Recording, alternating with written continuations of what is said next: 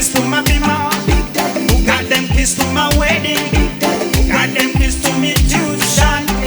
Na chizula yekwe Yesu. Who got them keys to your bima? Who got them keys to your wedding? Who got them keys to your tuition? Na chizula yekwe Yesu. We serve a big daddy. My God is a big daddy. Big daddy yo, our everything yo. Ayagala chimukunkula kula nyanze. I serve a big daddy. My God is a big daddy. Big daddy yo, my everything yo. Ayagala chimukunkula kula nyanze. Just give me, I na stamina. Yesu wanga ina stamina. Give me, I na stamina. Omusajja ina stamina. Give me, I na stamina. Yesu wanga ina stamina. Give me, I na stamina. Omusajja ina stamina.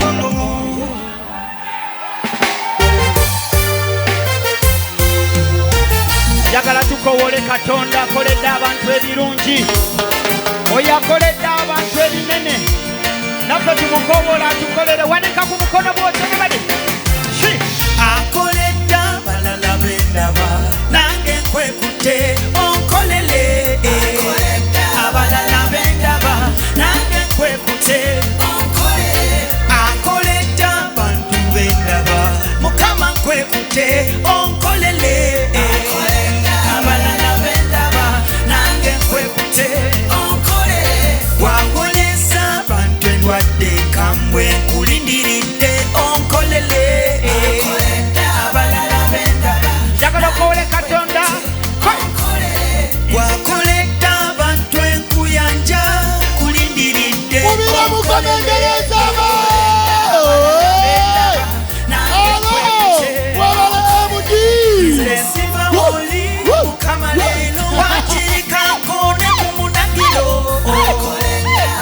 wanika ku mikono tugende fenna.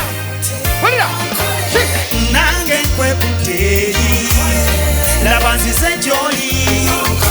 Nze musajja wo Dangelo ndi wakululwo. Ndi mwana wa namwangu okimanyi tondekangawo. Newakubadde tetwasoma nnyo tukolere nga mukolera abalala tusitule.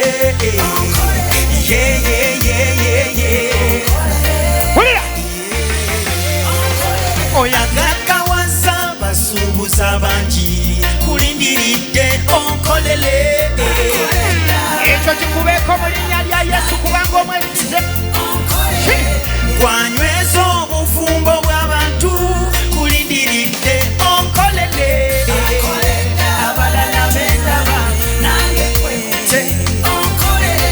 Ng'osasula amabanja g'abantu kulindiridde onkolele. Nze abalala bendaba nange nkwekutte ogagawaza abantu ku mulembe guno kulindiridde onkolele. Wanika ku mukono gwo bw'oti tukowole Katonda. Boogera bingi ebimalamu amaanyi naye nze nkwekutte onkolele. Nsaba Katonda akusisinkane mukazi gwe. Katonda akuwonye musajja gwe. Wamanya magenda gange tondekerera. Wangula na musaayi ndiwo kululwo Yesu. Osingira balungi kimanyi tojja kundekerera. Bless me more and more. Nkwetaaga Yesu. Emikono ebiri giteeka mu bbanga bw'oti.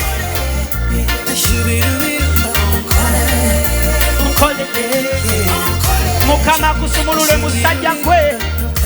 Nsaba Katonda akuwonye mukazi gwe mu linnya lya Yesu. Kubira mukamengereza Toyanze. ya